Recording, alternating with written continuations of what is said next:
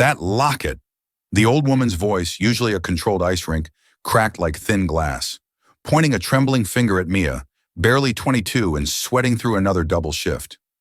Where did you get that? Julian, her son, CEO of Vance Industries, shot daggers. But it was too late. Years, decades maybe, of Nina. Vance's steel facade dissolved in a single sob. See, Julian thought it was about some trinket, a bauble his mother wanted. He didn't get it. Not even close. The locket wasn't the prize.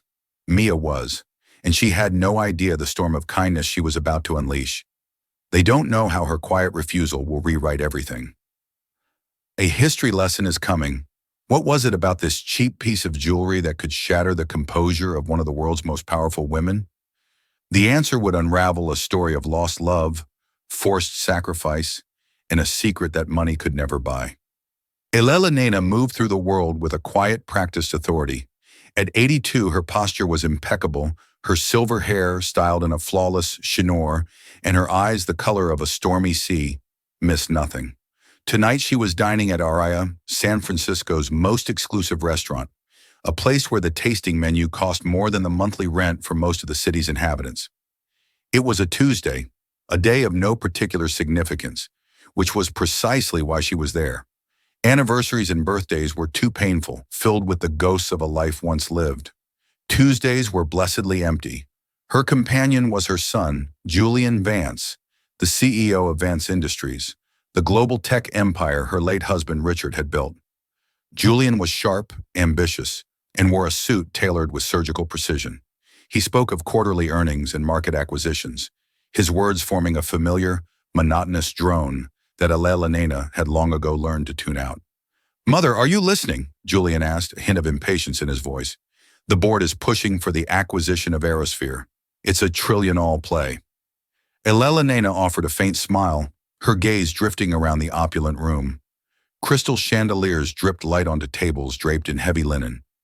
The clinking of cutlery was a delicate symphony. It was all so perfect, so controlled, so suffocatingly lonely. Richard had been gone for a decade, and with him all the color had drained from her world. Now her life was a gilded cage, beautiful from the outside, but cold and empty within. A young waitress approached their table to refill their water glasses. She moved with a quiet efficiency that spoke of exhaustion. Her uniform was pristine, but showed the faintest signs of wear at the cuffs. Her hair, a simple brown ponytail, was slightly askew, as if she'd been rushing. She was unremarkable in every way, just another face in the endless parade of service staff that populated Nina's life. "Will there be anything else, Mr. Vance?" "Mrs. Vance?" the waitress asked, her voice soft but clear. Julian dismissed her with a wave of his hand, already engrossed in his phone. But Nina's eyes were not on the waitress's face. They were fixed on her neck. Peeking from the collar of her uniform was a silver chain. It was thin and delicate, the kind of thing a young girl might wear. But it was the pendant that made Nina's breath catch in her throat. It was a starburst locket, its silver slightly tarnished with age. At its very center, where the rays of the star converged, was a tiny, deep blue sapphire, no bigger than a pinhead. Time stopped. The murmur of the restaurant faded into a dull roar in Nina's ears.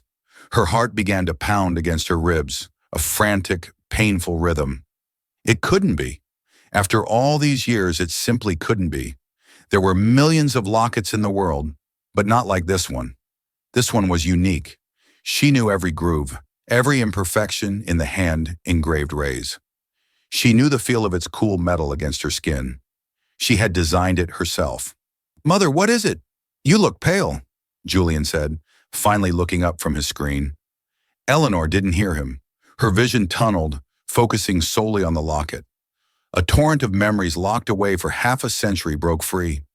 A summer of stolen glances, the scent of oil paints and turpentine, the weight of a forbidden love, and the gut-wrenching pain of a choice she was forced to make. The waitress, sensing the older woman's intense stare, shifted uncomfortably. She tucked the locket further into her collar, a subconscious, protective gesture. But it was too late. Nina had seen it. A sound escaped her lips, a choked, agonizing sob that was utterly alien in the refined atmosphere of Arya. Her manicured hand flew to her mouth, her eyes wide with a mixture of disbelief and profound soul-deep grief. Tears, hot and unstoppable, streamed down her perfectly powdered cheeks, carving paths through the mask of composure she had worn for decades. "That locket," she whispered, her voice trembling, her finger pointing with a shaky hand. "Where? Where did you get that locket?" The entire restaurant seemed to fall silent. Julian stared dumbfounded at his mother's unprecedented emotional breakdown. The young waitress, whose name tag read Mia, looked from the weeping billionaire to the locket at her neck, her face a canvas of confusion and alarm. Elena Vance, the matriarch of a financial dynasty, a woman who had faced down hostile takeovers and buried a husband without shedding a public tear, was crying, not with quiet dignity, but with the raw, heart-shattering anguish of a long-lost hope that had just impossibly reappeared. The scene at Table 7 sent a ripple of consternation through Arya. The maître, a man named Jean-Pierre, who prided himself on orchestrating flawless evenings, hurried over his face a mask of professional concern. "Is everything all right, Mrs. Vance?" he inquired, his voice a low, soothing murmur. Julian, recovering from his shock, quickly took control. "My mother is just feeling a bit unwell. A momentary episode. We'll be fine." He shot a sharp, dismissive glare at the waitress. "Mia, you can go." But Elena's hand shot out her grip, surprisingly strong as she latched onto Mia's arm. "No, don't go, please," she pleaded, her voice thick with tears. "That locket, I must know about it." Mia stood frozen, a deer in the headlights. The attention of the entire room was on her. She was acutely aware of her worn shoes, the pen stain on her apron, and the immense unbridgeable gulf between her world and that of the woman holding her arm. It was my mother's." Mia stammered, her voice barely a whisper. "She gave it to me." "Your mother?" Elena's eyes searched Mia's face, looking for a resemblance, a clue, anything. "What is her name? Where is she?" Julian intervened, his tone firm. "Mother, this is hardly the time or place. You're causing a scene." He pried his mother's fingers from Mia's arm and turned to the young woman. "My apologies. My mother is tired. She mistook your necklace for something else." He pulled out a thick black card holder. For your trouble, he tried to press several $100 bills into her hand. Mia flinched back as if the money were hot. "No, thank you, sir. It's all right." Her eyes darted back to Elena, who was now weeping silently, her shoulders shaking. There was a raw, genuine pain in the older woman's eyes that transcended their different stations in life. It was the pain of a human heart breaking. "Please," Elena said again, her voice regaining a sliver of its customary command, though it was frayed with emotion. "I will pay you for it. Name your price. $10,000. $20,000. Mia's eyes widened. $20,000 was more than she made in a year. It was enough to cover her own mother's mounting medical bills, to fix the leaky roof in their tiny apartment, to breathe for the first time in years. A wave of temptation washed over her so powerful it made her dizzy. She could solve so many problems with that money. She instinctively clutched the locket. It was cool against her warm skin, a familiar weight she had known her entire life. It was the only thing she had from her mother that felt truly hers. Her mother, Sarah, was sick, her memory fading in and out like a faulty radio signal. But when she was lucid, she would sometimes touch the locket and smile. "That's your story," she would whisper, her voice frail. "It's all in there. It'll keep you safe." Mia didn't know what story it held. Her mother's past was a collection of fragmented, half-remembered tales. She didn't know who her father was or where her mother had come from before arriving in San Francisco with a baby in a single suitcase. The locket was her only tangible link to that mystery, to her own identity. To sell it would be like selling a piece of her soul. "I'm sorry, Mrs. Vance," Mia said, her voice finding a surprising strength. "I can't sell it. It's not for sale." Julian scoffed in disbelief. "Don't be ridiculous. It's a piece of silver. I'll write you a check for $50,000 right now. You can quit this job tonight." The offer hung in the air, glittering and seductive. $50,000. It was a fortune. But as Mia looked at Elena, she saw not a billionaire trying to buy a trinket, but a woman desperate to reclaim a piece of her past. And Mia, who had so little of her own past to hold on to, understood that sentiment perfectly. "No," she said more firmly this time. "My answer is no. I'm very sorry for your distress." She gave a slight formal bow. "If you'll excuse me, I need to get back to my work." With that, she turned and walked away, her heart hammering in her chest. She could feel the stares of every patron, hear the whispers. She fled to the relative safety of the kitchen, her hands shaking so badly she had to grip the edge of a stainless steel counter to steady herself. Back at the table, Julian was furious. The audacity, a $50,000 offer for some cheap BBL, and she refuses. "She's playing you mother. She'll come back tomorrow with a lawyer demanding $1 million. But Elena wasn't listening. Her gaze was fixed on the kitchen door through which Mia had disappeared. The girl's refusal hadn't angered her. It had intrigued her. It confirmed the locket's value was not monetary. The girl cherished it, just as she was supposed to. "Get me her name, Julian," Eleanor said, her voice low and resolute.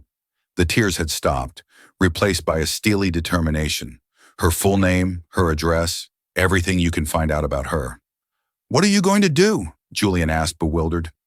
Elena dabbed her eyes with a linen napkin, her composure slowly returning, like armor being reassembled piece by piece. "If she won't sell a memory," she said, her voice dangerously quiet, "they shall have to buy her story." The next morning, the sterile quiet of Elena Vance's penthouse apartment was disrupted by the arrival of a man named David Harrison. Harrison was a private investigator, a man whose nondescript appearance belied a formidable talent for unearthing secrets. He was discreet, efficient, and expensive, the best in the business. Elena, dressed in a silk morning robe, sat opposite him in her vast sun-drenched living room, which offered a panoramic view of the Golden Gate Bridge. The emotional storm of the previous night had passed, leaving behind an unsettling calm and a singular obsessive focus. "I want to know everything about her," Elena stated, her voice devoid of its earlier fragility. "Amelia Russo, she works at Aria. Find out where she lives, who her family is, what her circumstances are. Be thorough, but be invisible.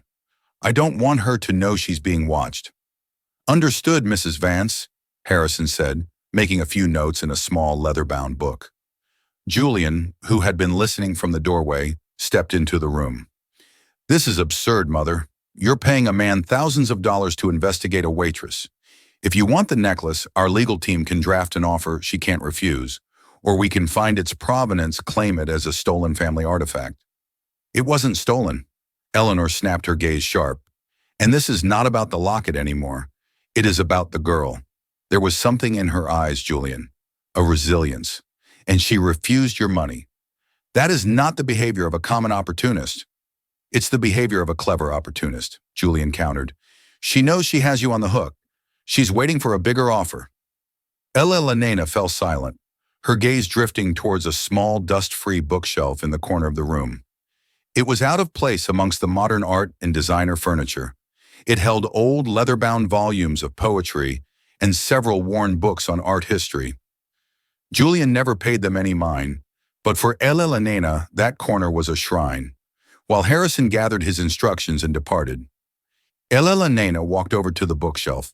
Her fingers traced the spine of a book titled The Renaissance of Light. She pulled it from the shelf. Tucked inside was a faded black and white photograph, its edges soft with time. It showed a much younger Elena, her hair long and unbound, her smile radiant and unburdened. Her arm was linked with that of a young man with intense dark eyes and a paint-smudged shirt. He was handsome, with a wild energy that seemed to leap from the photograph. His name was Thomas Reed. The locket hadn't been a gift from her late husband, Richard. Richard had given her diamonds, emeralds, entire real estate portfolios. He had given her a life of unimaginable luxury and security, but he had never given her the locket. The locket was from Thomas. He had been a painter, a brilliant penniless artist living in a tiny studio in North Beach. Elena, then a young Eyes from a suffocatingly strict and old money family, had met him during a rebellious visit to a local art gallery. Their love affair was a whirlwind, secret, passionate, and doomed from the start. Her parents would never have approved of a match so far beneath her station. Thomas had crafted the locket himself, melting down his grandfather's silver cufflinks. He had hammered and shaped the metal engraving, the starburst pattern with his own tools, the tiny sapphire he'd told her he'd traded a painting for. "It's the color of your eyes when you look at my art," he'd said, his voice full of a sincerity that Richard, for all his power, could never muster. Their love had a consequence, a baby, a daughter. The memory still had the power to steal her breath. Her parents had been furious, their disappointment a cold, crushing weight. They had orchestrated everything. She was sent away to a private clinic in a remote part of the state. Thomas was threatened, paid off, and told to disappear from her life forever. He had tried to fight it, but he was no match for the power and influence of her family. Elena was allowed to hold her baby only once. A beautiful, perfect little girl. Before the agency took her, Elena had pressed the starburst locket into the infant's swaddling clothes, a desperate, silent promise that she would one day find her. She named her Lily, but her parents had covered their tracks too well. The adoption was sealed anonymous. By the time Elena was free from her family's control, married to the kind and powerful Richard Vance, who offered her a respectable escape, all trails to her daughter had gone cold. She had hired investigators over the years, but they had found nothing. Eventually, the pain became a dull, constant ache, a ghost she learned to live with until last night, seeing that locket had ripped open the 50-year-old wound. Could it be a coincidence? A replica? No. She knew in her bones it was the one, which meant that the waitress, Amelia Russo, was somehow connected to her lost Lily. The intercom buzzed, pulling her from her reverie. "Mrs. Advance, Mr. Harrison is on the line. He says he has some preliminary information of interest." Elena's hand trembled as she picked up the phone. "Yes, Mrs. Vance." Harrison's voice was professional and clipped. "Amelia Russo lives at 14B Orchard Street in the Mission District. She's the sole caregiver for her mother, Sarah Russo. I'm looking into Sarah now, but the interesting part is the finances. They're in significant medical debt. Miss Russo works 2 jobs, the dinner shift at Aria and a morning shift at a diner called The Daily Grind. Her mother's condition, it appears to be degenerative, neurological. The bills are overwhelming." Elena sank into a chair. The girl wasn't a clever opportunist holding out for more money. She was desperate. She had refused $50,000, a sum that could have eased her burden immensely out of pure sentiment. "Thank you, Mr. Harrison," Elena said, her voice strained. "Keep digging. I want to know everything about Sarah Russo." She hung up the phone, her mind racing. Sarah? The name meant nothing to her, but the girl's poverty, her quiet dignity, her fierce protection of the one link to her past. It was all starting to form a picture, one that was both terrifying and filled with an impossible flickering hope. Julian Vance did not share his mother's sentimental intrigue. He saw the situation in stark binary terms, a problem and a solution. The problem was a waitress who had stumbled upon a piece of leverage and was causing his mother emotional distress. The solution was to apply overwhelming force, bypassing his mother, who he felt was becoming irrationally obsessed. Julian had his own team run a background check on Amelia Russo. The results were the same as Harrison's, but Julian interpreted them differently. He saw not a struggling daughter, but a collection of vulnerabilities. Debt, a sick parent, a precarious financial existence. These were levers to be pulled. 2 days after the incident at Aria was finishing her shift at the Daily Grind, her second job. It was a greasy spoon diner, a world away from the refined elegance of Aria. Her feet ached, and the smell of bacon grease clung to her clothes. All she wanted was to go home, check on her mother, and fall into bed. As she stepped out into the drizzly afternoon, a sleek, black car pulled up to the curb, its tinted windows humming down. A man in a suit, not Julian, but clearly one of his lieutenants, got out. "Miss Russo," he said, his tone polite but firm. "Mr. Julian Vance would like a word with you." Mia's heart sank. She had been dreading this. "I'm sorry. I'm really tired. I have to get home." "It will only take a moment," the man insisted, gesturing to the open car door. It was not a request. Reluctantly, Mia slid into the plush leather interior. Julian Vance sat opposite her, his laptop open, his face illuminated by the screen's glow. He didn't look up for a full minute, a deliberate power play that made Mia feel small and insignificant. "Miss Russo," he finally said, closing the laptop, "I'll be direct. My mother has developed a fixation on your necklace. It is unhealthy. I want to put an end to it." "I already told your mother it's not for sale," Mia said, clutching her bag. "Everything is for sale," Julian countered smoothly. "You're simply negotiating. It's a bold strategy, I'll admit. Refusing the initial offer to drive up the price, but the game is over." He slid a thick envelope across the seat. "Inside is a check for $75,000 and a non-disclosure agreement. You sign the paper, you give us the locket, and you never contact my mother or any member of my family again. You also, of course, resign from your position at Arya." Mia stared at the envelope. $75,000. The number was even more staggering than the last, but the way he presented it felt like an insult, a transaction stripping all emotion from the equation. "It's not about the money," she insisted, her voice shaking slightly. "It has sentimental value." Julian let out a short, humoral laugh. "Sentimental value doesn't pay for oncology specialists at UCSF Medical Center, does it? Or for the experimental drug trials for early-onset Alzheimer's. We know about your mother, Sarah. We know about the debt collectors. We know that the social worker misses. Albright is considering moving your mother into a state-run facility because you can no longer provide adequate care." Mia felt the blood drain from her face. They had dug into her life, into the most painful private corners of her existence. They had taken her struggle and turned it into a weapon to use against her.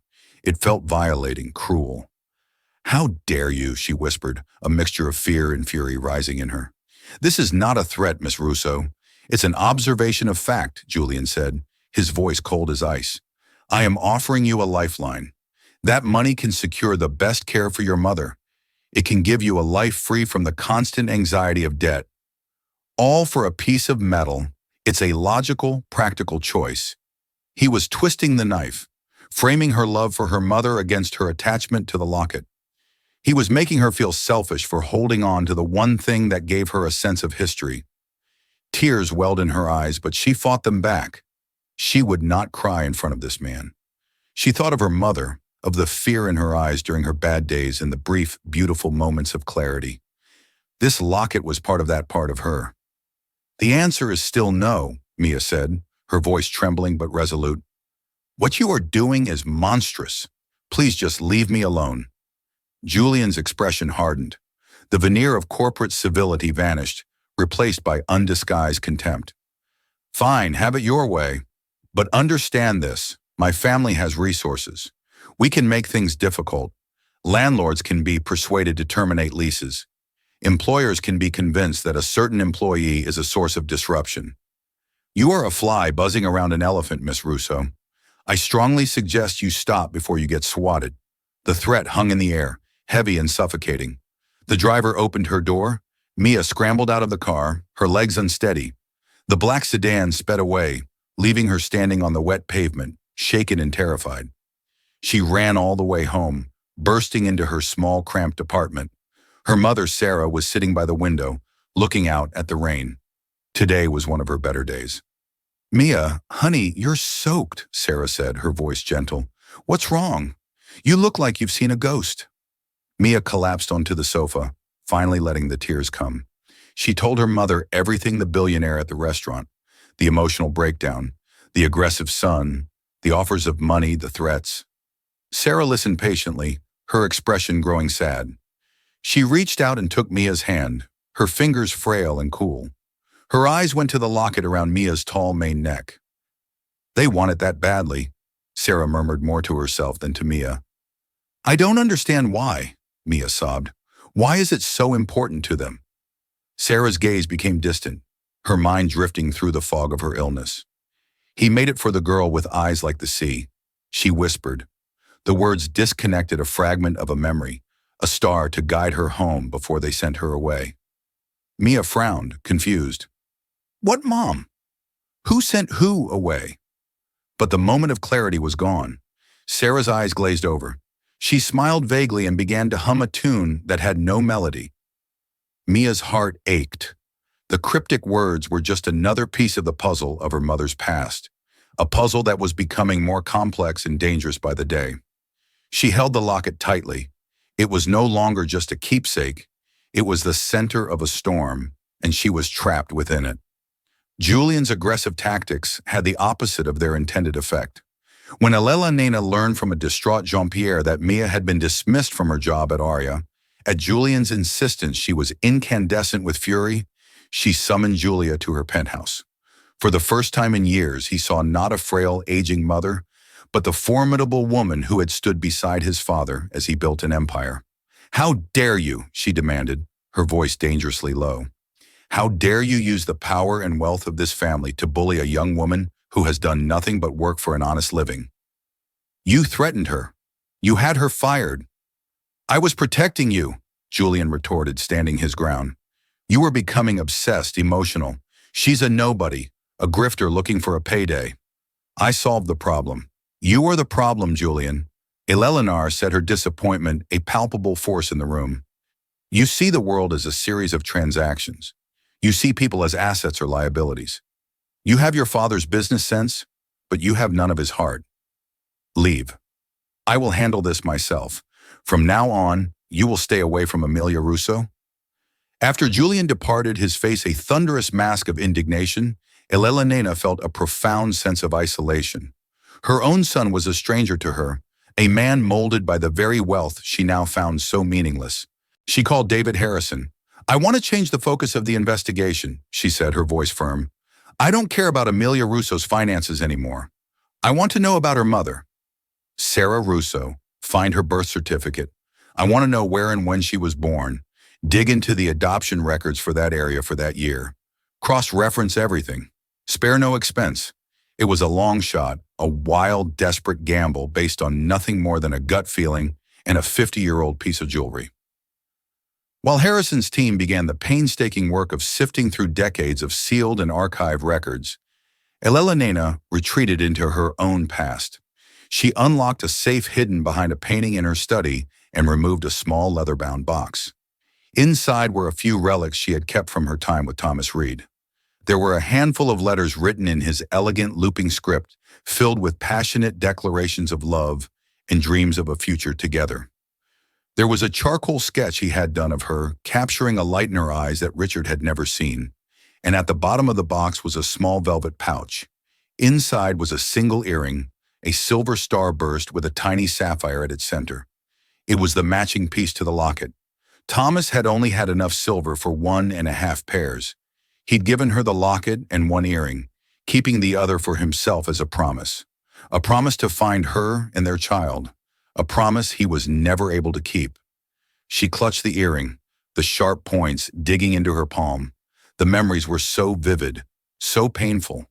The sterile white room of the clinic, the condescending pity in the nurse's eyes, the crushing weight of her parents' decision presented as an inescapable reality.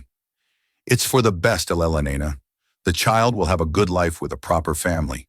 You will forget, you will move on." But she had never forgotten, not for a single day. The ghost of her daughter Lily had haunted the periphery of her life, a constant silent presence. Days turned into a week. Elena barely ate her mind, consumed by the past and the desperate hope for the future. Then the call came.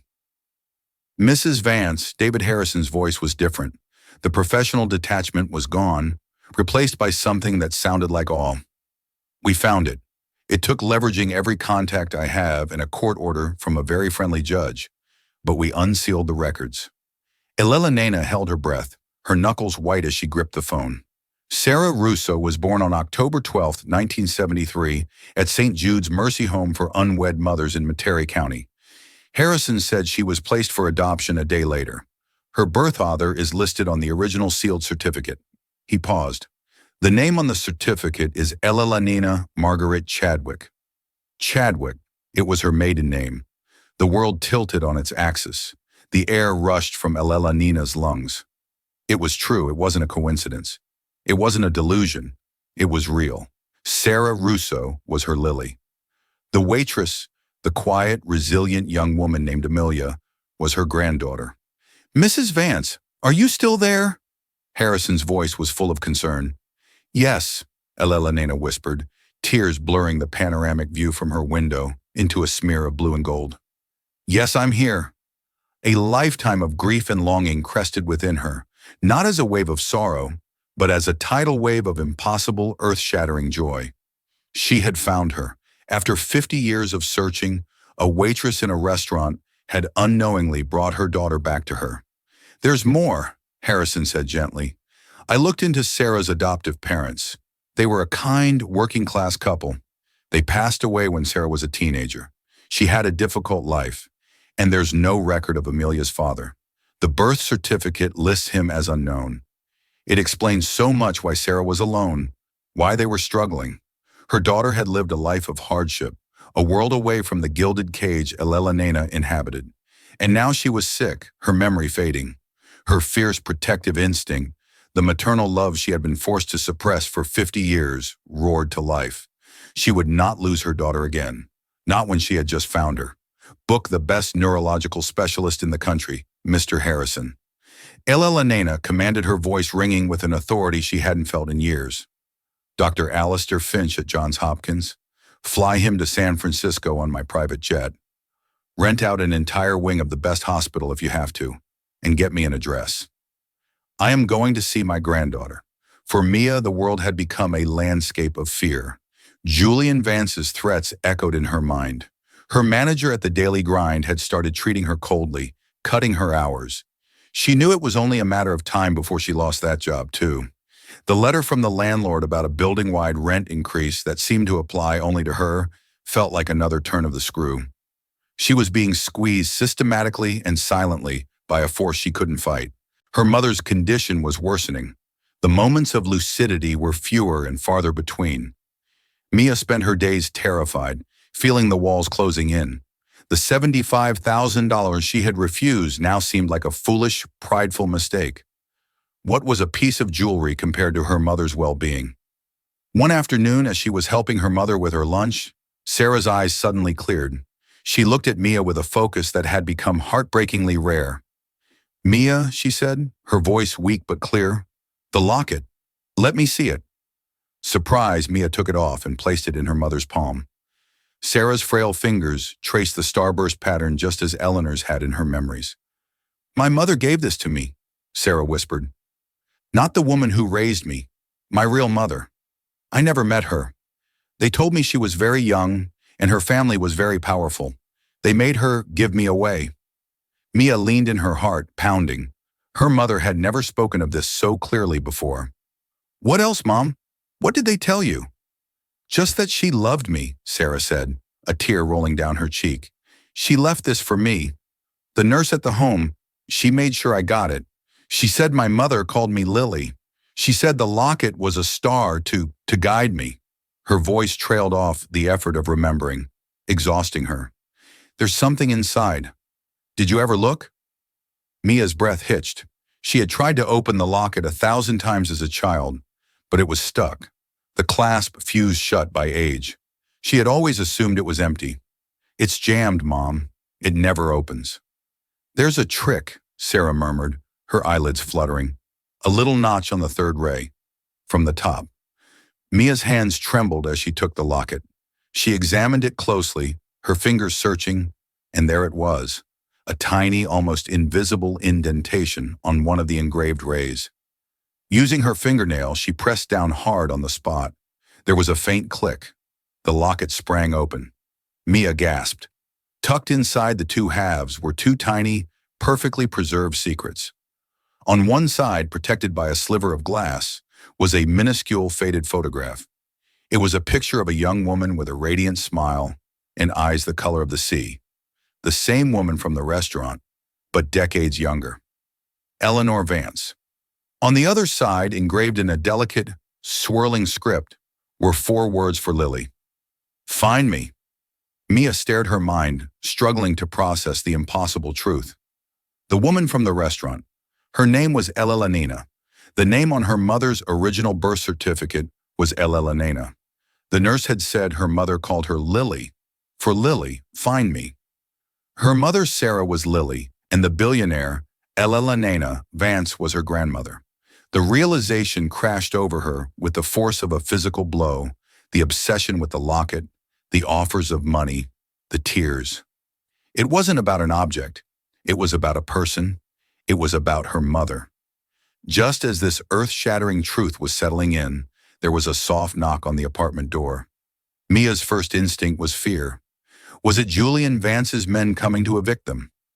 She opened the door cautiously. Standing in the drab hallway of her apartment building was Elena Vance. She was not the imperious matriarch from the restaurant. She was dressed simply in a cashmere sweater and slacks. Her face was pale, her eyes filled with a nervous, hopeful vulnerability. She was alone. "Amelia," Elena said, her voice soft, "may I please come in? I need to talk to you and to your mother." Mia was speechless. She could only nod, stepping back to let the woman into her small, cluttered home. Elena's eyes scanned the room, taking in the worn furniture, the stack of medical bills on the counter, the sheer grinding reality of their poverty. Her gaze was filled with a profound, soul-crushing regret. Her eyes finally landed on Sarah, who was sitting in her chair by the window, now lost in her own world again.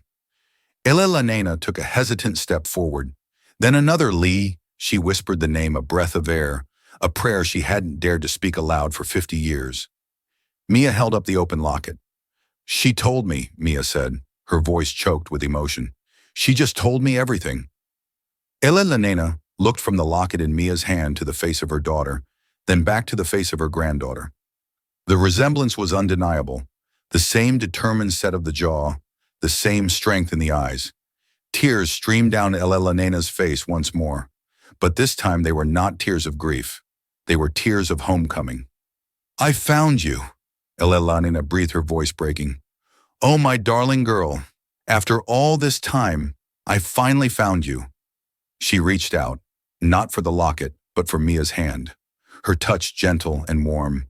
The gulf between the billionaire and the waitress vanished, erased by a truth that had been hidden in a silver starburst for half a century. The air in the small apartment was thick with the weight of 50 years. It was a sacred space, a bubble of time where past and present had finally converged. Elena knelt by Sarah's chair. Her manicured fingers, which had signed billion-dollar contracts, now trembled as they gently stroked the hair of the daughter she had only ever held in her memory. She whispered the name Lily, a soft, rhythmic chant, as if the sound itself could bridge the chasm of their lost decades. For a fleeting moment, Sarah's clouded eyes seemed to focus on her, and she leaned into the touch, a deep instinctual comfort overriding the fog of her illness. Mia stood a few feet away, the open locket still warm in her hand. The world had tilted its colors, shifting into new, unrecognizable hues. She was no longer just mere Russo, the perpetually exhausted waitress swimming against a tide of debt. She was Amelia, the granddaughter of Elena Vance, the living link between a painful secret past and a future she couldn't begin to comprehend. The revelation was a dizzying mix of shock, relief, and a profound bone-deep sorrow for the life her mother could have had. She looked at the two women, a tableau of reunion, so raw and powerful it felt like a dream, and her own tears began to fall silently. This fragile, holy moment was shattered by a sound from the hallway. Heavy, purposeful footsteps followed by a sharp, authoritative rap on the door that was less a knock and more a demand. Mia flinched, her fear of Julian Vance and his shadowy influence rushing back. Before she could move, the door was pushed open with enough force to make it bang against the wall. Julian Vance stood on the threshold, his face a mask of cold, controlled fury. He was flanked by two broad-shouldered men in dark, impeccably tailored suits, their presence instantly sucking the warmth from the room. They were not bodyguards. They were instruments of power, men who solved problems with quiet, unshakable efficiency. Julian's eyes swept across the scene, his gaze dripping with contempt. He noted his mother kneeling on the floor of this squalid apartment, the sick woman in the chair, and Mia, whom he saw as the architect of this whole charade. "I knew it!" He spat the word, slicing through the quiet room. He strode forward, his expensive leather shoes scuffing on the worn linoleum. "I knew you were a predator. It's a masterful performance. I'll give you that. You find a lonely old woman, discover some obscure detail of her past, and then you weave this elaborate, pathetic fantasy. He stopped directly in front of Mia, towering over her. How much did it take to convince her 100,000 too? What's the going rate for a fabricated family history these days? Mia shrank back, intimidated, but also ignited by a spark of defiance. You don't understand, she began, her voice barely a whisper. Oh, I understand perfectly. Julian interrupted, his voice dangerously low. I understand that my mother is vulnerable, and you are a parasite who has attached herself to this family's wealth. Well, the game is over, he turned to his mother. Mother, we are leaving now. These men will handle this transaction. They will retrieve your property and ensure Miss Russo understands the legal consequences of extortion. He nodded sharply at one of the men who took a step towards Mia, his hand outstretched for the locket. They will do no such thing. Julian! Elelanina's voice cut through the air like a shard of ice. She rose to her feet with a grace that defied her age, planting herself firmly between Julian's man and Mia. She was no longer the weeping, fragile woman from the restaurant or the remorseful mother on her knees. She was Elelanina Vance, the matriarch, and her eyes blazed with a protective fire Julian had not seen since his father's funeral. This is not a transaction, she declared, her voice ringing with absolute authority. And this, she said, gesturing to Mia, is not a parasite. This is my granddaughter Amelia, and this woman. Her voice broke with emotion as she pointed to Sarah, is my daughter Lily. Julian let out a sharp, incredulous laugh. Daughter, granddaughter, mother, listen to yourself. You are unwell. This pourer has poisoned your mind. You have never in my entire life mentioned a lost daughter, because I was made to feel ashamed. Elelanina's voice boomed, startling them all with its power, because my parents, your grandparents, decided that the family name was more important than a baby girl. They cared more for appearances and their social standing than for their own child's heart. I was 17. Julian, I was a scared girl in love with a man. They deemed unsuitable and they tore my life apart. They sent me away. They took my baby and they threatened the man I loved until he disappeared forever. They told me to forget, to move on, to bury the shame. And for 50 years I have lived with that ghost. She took a step closer to her son, her gaze unwavering. You are just like them. You see a problem and you throw money or threats at it. You cannot fathom that something's value could be anything other than monetary. You look at Amelia and you see a poor waitress. I look at her and I see a young woman with more integrity and love in her heart than you have ever shown. I offered her a fortune, Julian, a life-changing sum of money that could have solved every one of her problems. And she refused. She refused because this locket, my locket, the one I placed in my daughter's blanket, meant more to her than all the money in the world. Elelanina's gaze was relentless. You tried to destroy her. You had her fired. You threatened her housing. Used the full weight of the Vance name to crush a girl who had nothing. And still she protected her mother's only keepsake. She protected my daughter's legacy without even knowing what it was. Silence descended thick and heavy. Julian stared at his mother, the absolute conviction in her voice, shaking the very foundations of his reality. Mia, emboldened by Elelanina's defense, held up her hand, the locket open in her palm. The light from the window caught the tiny faded photograph of the young, smiling Elelanina. Julian's eyes were drawn to it, to the undeniable proof. He saw the face of his mother before she was his mother, a girl full of a light he had never known. He saw the inscription for Lily, "Find me," his carefully ordered world, a world of spreadsheets and market values, of clear wins and losses fractured. The cold logic that had been his armor for so long shattered against the irrefutable truth of this emotional, messy human story. He looked from the locket to Mia, and for the first time he didn't see a porpa. He saw a young woman with his mother's eyes. He looked at the frail, sick woman in the chair and saw not a prop in a scam, but his aunt, a member of his family who had lived a life of hardship while he had lived in unimaginable privilege. The magnitude of the family secret of the injustice hit him with the force of a physical blow. His entire identity was built on a lie of omission. The fury drained from his face, replaced by a ghastly pallor. The arrogance in his posture collapsed, leaving him looking suddenly younger and lost. He started, but no words came. What could he say? He had been monstrous. He had wielded his power with cruelty, all in the name of a truth that was utterly false. Shame of foreign and corrosive emotion burned in his gut. He couldn't bear to look at his mother's disappointed face or at the quiet dignity of the girl he had tried to break. Without another word, he turned on his heel and walked stiffly out of the apartment. He brushed past his confused men, leaving them in the doorway. "Go!" Elena commanded them, her voice quiet but firm. They glanced at each other, then retreated, closing the door softly behind them, sealing the new family within the quiet walls of the apartment. The storm had passed. In the ensuing silence, Mia finally let out a shuddering breath she didn't realize she'd been holding. Eleanor came to her, taking the locket and Mia's hand in her own. "He will come around," she said, though her voice lacked conviction.